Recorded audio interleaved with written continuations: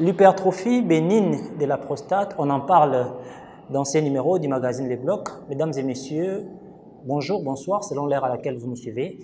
Et bienvenue à ce magazine Les Blocs. Aujourd'hui, c'est un magazine qui sera bilingue, que nous consacrons à la thématique que je viens d'évoquer tantôt, avec les consultants experts du magazine Les Blocs, Dr Wendy Kombolo, Dr Benjamin Lombo, Dr Grace Lelo, Dr Dr Bob Matala. On en parle avec ces plateaux au grand complet, avec la présence du Dr Wendy, qui la fois dernière n'était pas là, mais aujourd'hui, elle est avec nous. Question d'apporter sa pierre à l'édifice de l'analyse du magazine Le Bloc. Alors, Dr Ekombolo, qu'entendez-vous par l'hypertrophie bénigne de la prostate? L'hypertrophie bénigne de la prostate, au fait, c'est l'augmentation du volume de la glande prostatique qui, au fait, s'est fait du côté de la partie crâniale de cette glande-là. Est-ce que, docteur, serait-il possible, d'autant plus que c'est un magazine dorénavant bilingue, qu'une explication en lingala, de manière vraiment très brève, soit permettre à ce que les téléspectateurs aussi soient fixés? En lingala, bon, ça va être un peu compliqué. Zanini, l'hypertrophie bénigne de la prostate. Bon, on va essayer quand même, malgré que le lingala, dans ces termes-là, c'est un peu difficile. Au fait, on va dire que ndenge na cité balobaka, papa zobe la prostate. Donc, ils ont organe, ils ont glande wana et vimbi, hein, et volume yambunene et tout, ils ont ndenge ils ont quitté normalement. Donc, c'est au fait ça l'hypertrophie bénigne de la prostate. Mais au moins, et taille wana ndenge et vimbi, ils ont cancérigène. C'est comme ça qu'on dit l'hypertrophie bénigne de la prostate par le terme bénigne. Alors, docteur Grace, je me tourne vers vous. Na cité, Batban habitude que mon frère a zobé la prostate. Est-ce que prostate est une maladie ou soit prostate est un juste prostate? Non, prostate est une maladie. C'est un langage abusif qu'on utilise. La prostate, c'est une glande, comme Dr Wendy l'a dit, c'est une glande en fait qui fait partie des organes sexuels masculins, donc yamibali. Et puis, c'est une glande qui sécrète un liquide qui fait partie des constituants du sperme de l'homme. Donc, l'hypertrophie bénigne, c'est une maladie en fait qui se développe au dépend de cet organe ou de cette glande, comme toute autre maladie. Docteur Benjamin,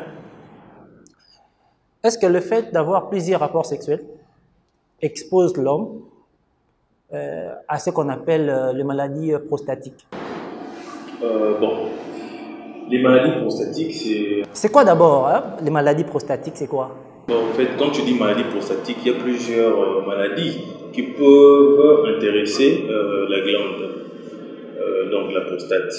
Nous pouvons avoir, comme le sujet le dit aujourd'hui, une hypertrophie bénigne de la prostate, mais aussi nous pouvons aussi avoir des adénocarcinomes de la prostate. Ça, c'est un peu plus développé, c'est-à-dire c'est un cancer. Donc, elle n'est plus bénigne, elle est maintenant cancer. Alors, Maline, alors, il y a des études qui ont été menées aux États-Unis, je pense conjointement avec la France, qui a prouvé que dans un... Bon, c'est-à-dire c'était une étude qui a été menée dans des couples, en fait. Ils ont remarqué que la plupart des gens qui développaient soit une hypertrophie bénigne de la prostate, soit de l'adénocarcinome, c'était des couples où l'homme faisait par mois 5 fois le rapport sexuel, seulement 5 fois. Donc, c'est une possibilité. C'est-à-dire que je pense que le rapport sexuel influence ou a un effet positif. L'effet de faire, en fait, c'est le rapport sexuel a un effet positif sur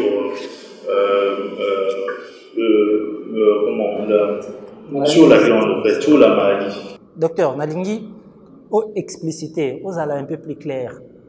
Elinge lo banini, au lobi boye, ba étude, au ba mindele ba mina. Alors, il a qui s'y était que, ba couple oyo, ba passe à rapport sexuel. Très régulièrement, chaque jour, nous avons la chance de développer Ok. Maladie ou la maladie de la prostate. Alors, mais après, un bateau, ça a un rapport sexuel chaque jour. Et pour la possibilité élevée. Ils ont réduit. Ils ont réduit. Oui, ils ont réduit. Alors, et pourtant, Bissonaki n'est pas la ceux qui montent Azali régulièrement n'a partenaire naïe. Nous pensons que le risque est très élevé. Or, en réalité, c'est le contraire. Oui. Je pense que ça, c'est un problème d'information. Aujourd'hui, les gens peuvent faire des recherches, qui ont des études qui ont vraiment été menées, où ils prouvaient que le bateau a un risque minime de développer soit cancer et prostate, soit hypertrophie bénigne de la prostate, c'est-à-dire que ça va vraiment moins. Mais ce qui est allé prendre information, premier outil. Je pense que c'est, premièrement, la population congolaise, en termes d'abord, il y a bateau, instruit, je pense que l'alphabétisation est très élevée, en fait. Donc, oui, c'est ça, en fait. Donc, il y a tellement les gens ont du mal à responsabilité auprès des médecins. Moi, je ne pense pas, parce que nous, médecins, nous sommes là, nous sommes informés. Voilà pourquoi aujourd'hui, on est en train de dire à nos téléspectateurs que ça n'a pas de. C'est-à-dire, c'est pas comme ça. On va dire que mon toit a mingi, à ça rapport sur mingi, la prostate. Non, aujourd'hui, l'étude montre que c'est le contraire. D'ailleurs,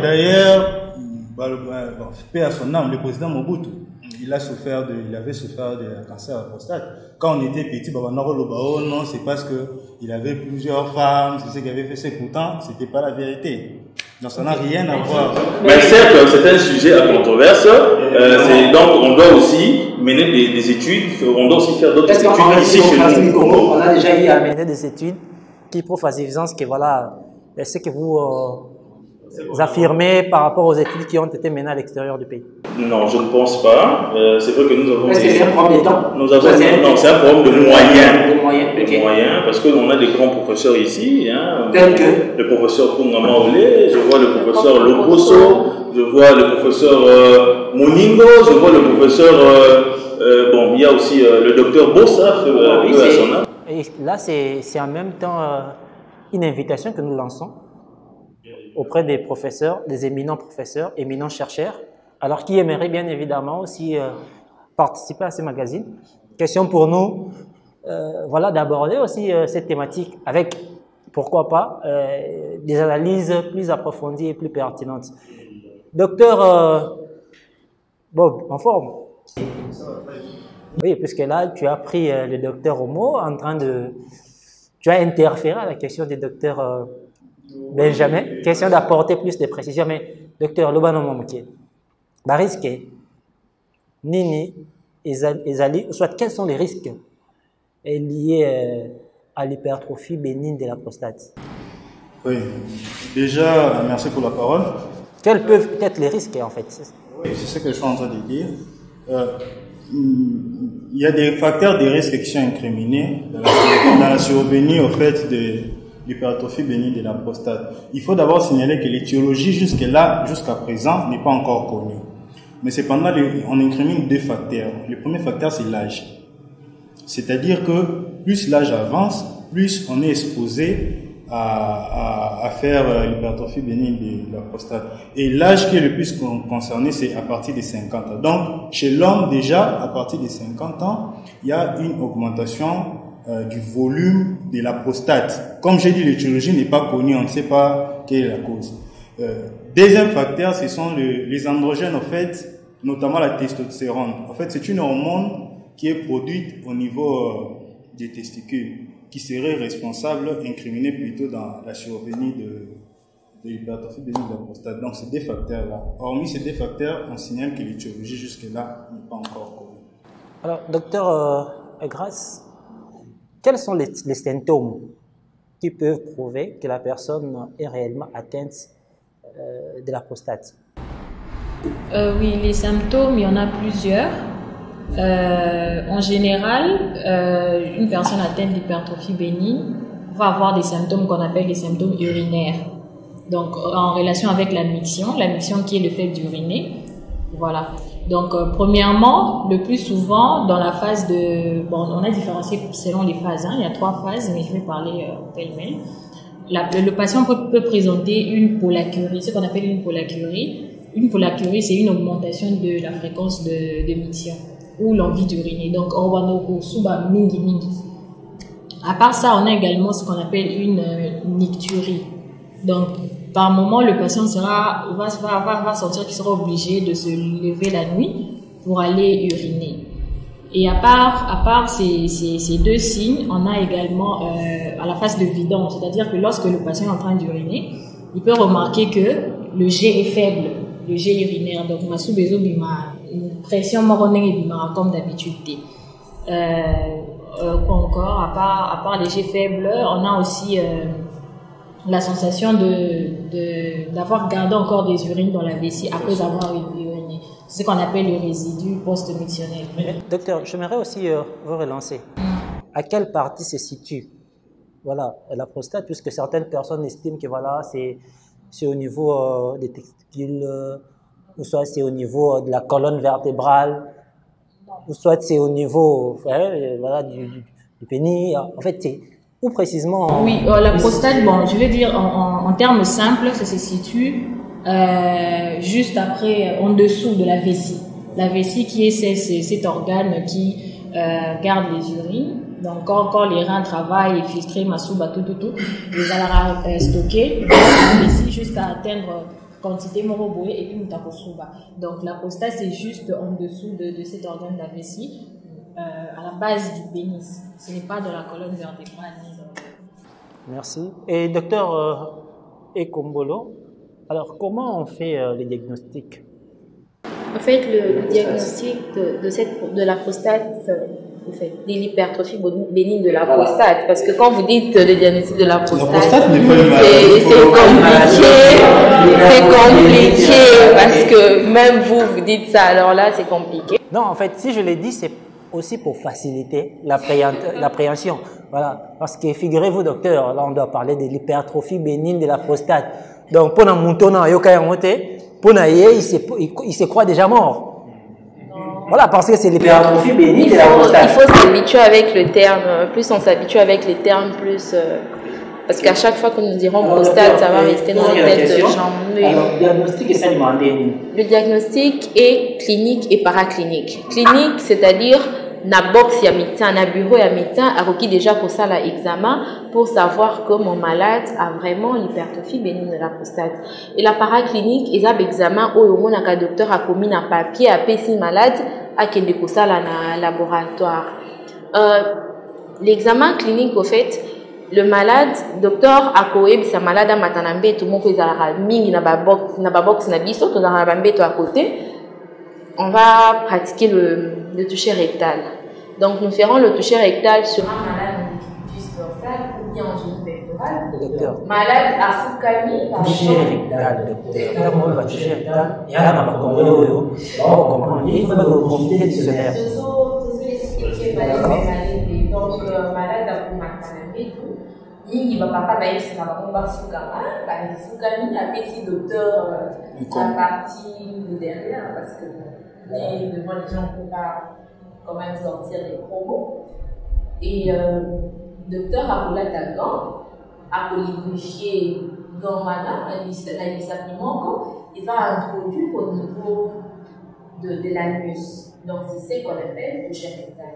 L'examen, on a l'air à propos, c'est pour remarquer que Taïwana et il y a une taille normale parce que il y a prostate. La taille il y a prostate normale, tu peux pas quand même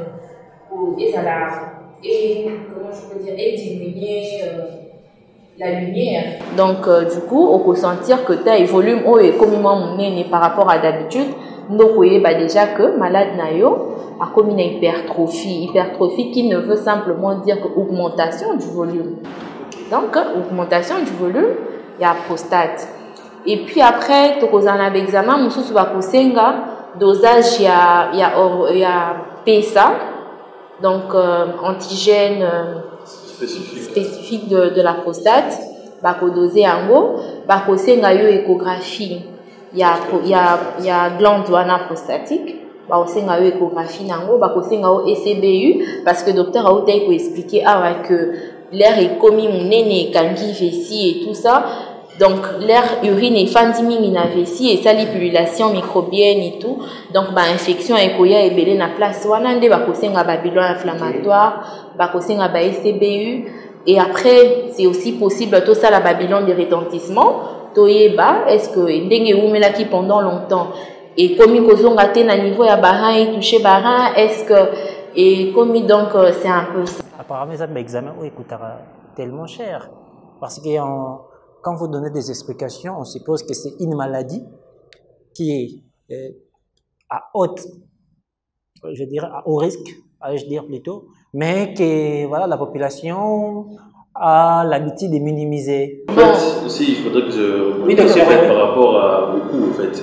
Il faudrait, je veux juste, en fait, dire que pour un examen de certitude, c'est-à-dire l'examen de certitude pour une hypertrophie de la prostate, les examens de Koutarelo, oui, Koutarelo est dans la fiche, la somme des fiches, c'est le toucher rectal. Mais docteur, vous serez d'accord avec moi que nos papas n'aiment pas passer par le toucher rectal très souvent. On voit que sa papa Foukamana, Kotisalisapi, généralement les papas n'aiment pas trop. Donc du coup, bon, en fait, ça devient un peu compliqué, ça devient un débat. Ça devient vraiment un débat, oui. Parce que on est africain, comme on demande au monsieur, au papa, parce que nous sommes jeunes médecins, nous demandons à un papa de s'agenouiller, de nous donner du côté et tout. Généralement, les papas, ils sont un peu plus réticents et tout. C'est ça l'objectif. C'est-à-dire dans l'officine, quand tu es dans le box de consultation, là-bas, il n'y a pas d'enfant. Donc, et puis, que les bilans coûtent cher ou pas. Moi, je pense que ce n'est pas un débat parce que la santé n'a pas de prix. Même si on réalise le toucher rectal, on finira par faire ça. Non, le problème, c'est que déjà, en termes de confirmation, c'est-à-dire que le bilan de certitude est le toucher rectal. Point barre. Il y a des bilans d'orientation comme les PSA. Et il y a aussi des bilans de retentissement que tu pourrais faire si tu vois que tu peux faire. Tu pourrais faire parce que imagine un peu non mais tu te retrouves au village parce que il y a quelqu'un Kinshasa qui a genre non mais il faut ça c'est éviter notre système sanitaire. Docteur, notre système sanitaire. On est au 21e siècle, on ne peut pas oublier la réalité. C'est que dans notre pays, tu te retrouves quelque part, tu ne sais pas faire MSCP, tu ne sais pas faire un PSA. Docteur, je pense que la couverture santé universelle impose les rapprochements du système de santé au niveau périphérique. Donc, si au niveau de Kinshasa, la population quinoise peut accéder aux soins de santé de qualité, la population vivant dans les territoires de Tchéla, dans ma province au Congo central, ait aussi accès aux mêmes qualités. Bien évidemment, ça c'est voilà pourquoi nous allons poser ces faire. Il était évident qu'en plein 21e siècle, comme le docteur l'a dit, qu'il y ait accessibilité des soins de santé partout en République démocratique du Congo. Ça c'est rationnel. Voilà. Mais maintenant, en fait, mais le problème c'est que l'on se retrouve dans un contexte où ici au Congo, nous avons ces réalités-là. Alors, tu veux que je fasse quoi? C'est-à-dire que par rapport à ça, c'était pour répondre à ta question. C'est-à-dire qu'on peut faire le toucher rectal. Et donc, quand tu te retrouves dans ton box où tu as un papa, s'il refuse, il faut lui dire que c'est très important. Parce qu'il faudrait que je touche pour évaluer qu'est-ce qu'il y a. Est-ce que c'est vraiment augmenter des volumes? Parce que la médecine, c'est ça. Alors, docteur, je préfère rebondir sur vous. Quelles sont les complications auxquelles peut faire face voilà, un malade qui souffre de l'hypertrophie bénigne? Bien évidemment. Moi, tu vas baisser les volumes, pourquoi? Non, je ne vais pas baisser. Pourquoi est-ce que je vais baisser les volumes? Alors, les complications, c'est comme le docteur Lelo l'a bien dit, que la prostate était une glande qui se trouvait en dessous de la vessie. Et donc, nous avons l'urètre. L'urètre, qui est en fait le canon, qui permet à ce que l'on vide en fait, le contenu de la vessie. Donc juste là en bas. Et lorsque ça augmente de volume, ça a tendance à comprimer cet orifice. Et qu'est-ce qui va se passer, premièrement? Comme la première complication, nous aurons donc une rétention urinaire. Alors, dans cette rétention urinaire, qu'est-ce qui va se passer? Le fait que les urines restent sur place, ça va engendrer beaucoup de choses. Par exemple, des infections urinaires. Entre autres, il y a aussi des lithiases. Les lithiases, c'est la formation de caillots. Alors, le fait que les urines restent au niveau de la vessie, qu'est-ce qui va se passer? Le fait que les urines au niveau de la vessie n'arrivent pas à sortir, ça aura tendance à remonter vers le rein. Et ce qui va entraîner une autre complication qui est une insuffisance. Merci, docteur. Et docteur, bon, apparemment, aujourd'hui, je ne vous donne pas assez la parole, apparemment. Qu'est-ce qui ne va pas? Qu'est-ce qui ne va pas? Alors, docteur, est-ce qu'il y a moyen de répartir sur ces mêmes volets de la question en disant que quelles sont les complications auxquelles peut faire face un patient? Et en même temps, si possible, est-ce que l'intervention chirurgicale est également envisageable pour l'hypertrophie bénigne de la prostate? Bien en vrai, c'est envisageable, mais la question, je n'ai pas compris. Parce que tu viens de parler de complications. Oui, ici à ajouter, par rapport à ce qu'il a dit, au cas contraire, on passe directement à la question liée à l'intervention chirurgicale. Bon, je n'ai pas grand-chose à ajouter. Je pense qu'il a pratiquement tout dit. On peut cependant avoir des complications chirurgicales consécutives à une intervention chirurgicale. Parce que le traitement chirurgical est normalement le meilleur traitement qui puisse exister. Donc, on peut envisager, bien sûr, une intervention chirurgicale dans les cas, par exemple, où on a des infections à répétition, par exemple, où on a une immaturité, c'est-à-dire que la présence des urines abondantes, la présence du sang dans les urines qui devient abondante, ou soit dans les cas d'une insuffisance rénale obstructive, on peut entreprendre une intervention chirurgicale, voyez-vous. Donc, c'est un peu ça. Mais l'intervention chirurgicale aussi peut avoir des complications, comme le malade peut avoir, une éjaculation rétrograde. Je ne sais pas en termes, comment je vais expliquer ça, une éjaculation rétrograde, mais il peut aussi avoir des problèmes. Est-ce que voilà. Éjaculation rétrograde. Donc, éjaculation rétrograde, ça veut dire qu'au lieu que ça sorte, mais ça revient en fait. Okay. Ça rentre, ça revient.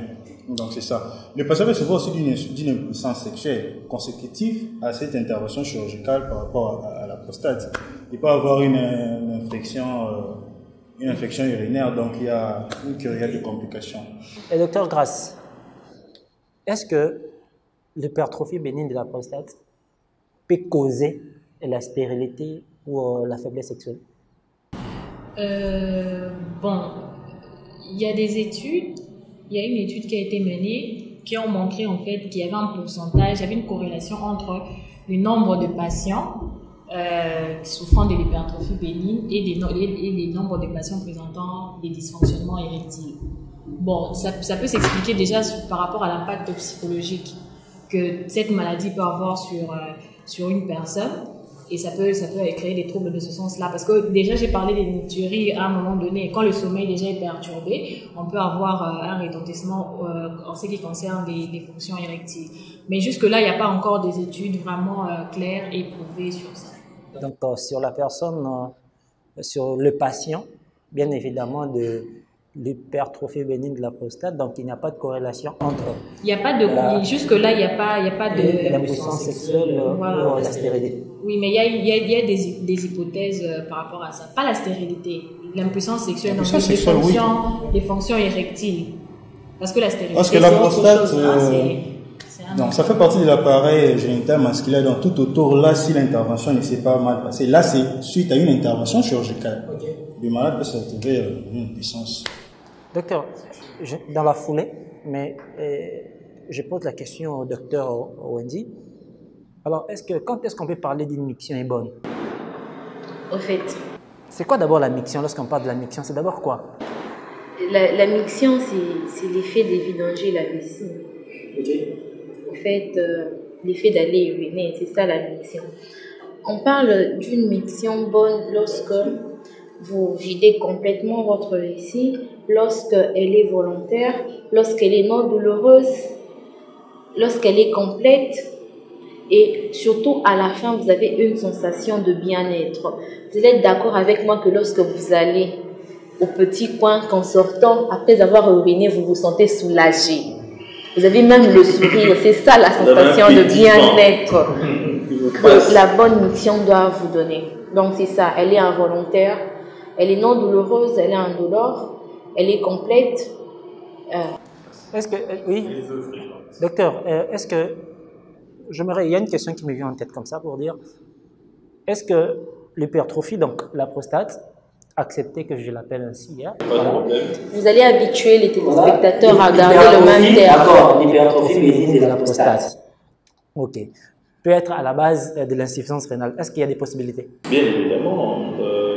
Nous avons expliqué ici, ensemble avec le docteur, qu'il y a un obstacle devant, c'est-à-dire devant la vessie. Et donc, les urines contenues dans la vessie ne savent pas sortir. Et donc, qu'est-ce qui va se passer? Il y aura reflux, ce qu'on appelle un reflux vésicolo-urétral. Urétéral. Et donc, c'est ces reflux-là qui va aller entraîner une hydronévrose et qui va, par la suite, entraîner une insuffisance rénale. Alors, et dans la foulée, j'ai posé une question. Je ne sais pas, le docteur, est-ce qu'il y a moyen de prendre la main par rapport à la question que je vais poser maintenant? Et quand est-ce qu'on peut parler de l'hypertrophie bénigne de la prostate douloureuse? C'est possible? Oui, bien évidemment.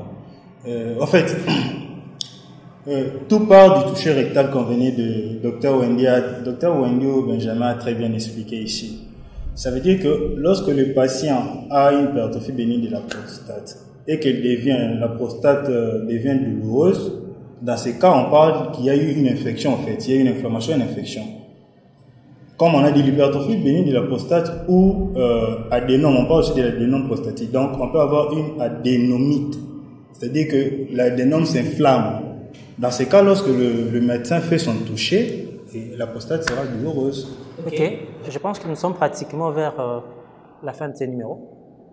Et c'est une invitation qui est lancée aux professionnels de santé, aux acteurs de santé, aux centres hospitaliers, mais également aux experts des services au sein du ministère de la Santé. Le magazine et le blog, c'est le vôtre, docteur? Oui, je voudrais juste, en 10 secondes, préciser une chose.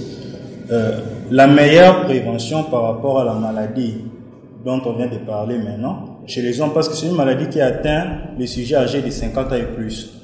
Donc la meilleure prévention serait déjà à partir de cet âge-là, de consulter un neurologue pour qu'il puisse suivre. On voit ici la prostate a un problème ou pas, donc à partir de 50 ans déjà. Merci. Et docteur Wendy, docteur Benjamin, docteur Grace, vous avez un mot à ajouter par rapport à la thématique d'aujourd'hui? Bon, nous allons demander à nos papas d'accepter de passer par les touchés rectales parce que c'est important. Non, mais bon, c'est très important parce que ça ne coûte rien. Ça ne demande pas de l'argent et tout. Et au moins, ça nous permet de vraiment comprendre qu'il y en a ou pas. Comme le docteur dit que...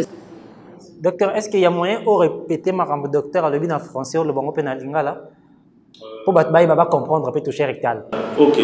Alors, docteur Wendy Awa, alors, azosenga na papa nyonso ya Congo bazala gentil soki baye na nini bamédecin baza baminganga nde balobaka lingala eza mpona kosauve bavi na bino. Donc accepter que basala bino touche accepter que basala touche rectal parce que yango nde eza examen oyo ekutaka yango cher te mais yango nde examen olakisa que ozobela malade ya prostate ou pas. Merci. Docteur Benjamin. Docteur Bob. Oui, moi j'avais déjà dit, pour terminer, j'insiste seulement par rapport à l'âge. À partir de 50 ans, le papa, vous devez consulter, chercher à avoir un neurologue pour qu'il puisse vous suivre. Pour qu'il puisse vous suivre. Pour l'andelabino, parce que dans l'âge où on a des prostates, volume n'a comme à mon nez. Par cause, n'a pas le rôle à éviter à partir déjà de 50 ans, il faut qu'on ait un urologue pour l'année là. Merci, docteur. Docteur Grasse, vous avez un mot? D'accord. Docteur, encore? Non, c'est-à-dire que je suis au fait... Oui, docteur, je vous accorde 3 secondes. Voilà, dans le même ordre d'idée. Le problème, c'est qu'on a apporté une précision pour dire que la glande prostatique augmente le volume avec l'âge, en fait. C'est-à-dire que quand on est jeune, tout le monde a un et tout le monde a un volume. Mais arrivé là, après 45 ans, normalement, il faut diminuer le volume. Ce qui continue d'augmenter, à mon avis, dans l'hypertrophie bénigne de la prostate. C'est juste une précision que je voulais avoir. Merci à vous d'avoir été disponible, d'avoir accordé votre temps à l'exercice de l'analyse du magazine des blocs. Quant à moi, je salue la technicité de la grande équipe qui nous accompagne, qui ne cesse de vous fournir ces magazines. Nous ne sommes que des présentateurs, nous ne sommes que des consultants qui viennent aborder les thématiques selon notre calendrier. Mais mon souhait pour son avis sur Zali, magazine Les Blocs, ECP Sabino. Alors pour ECP Sabino, les experts du système de santé, le médecin, vous êtes conviés à l'exercice de l'analyse de ces magazines car c'est le vôtre. Je vous retrouve prochainement avec le même plaisir sur la même antenne du ministère de la Santé et Télévision. Restez branchés. Merci.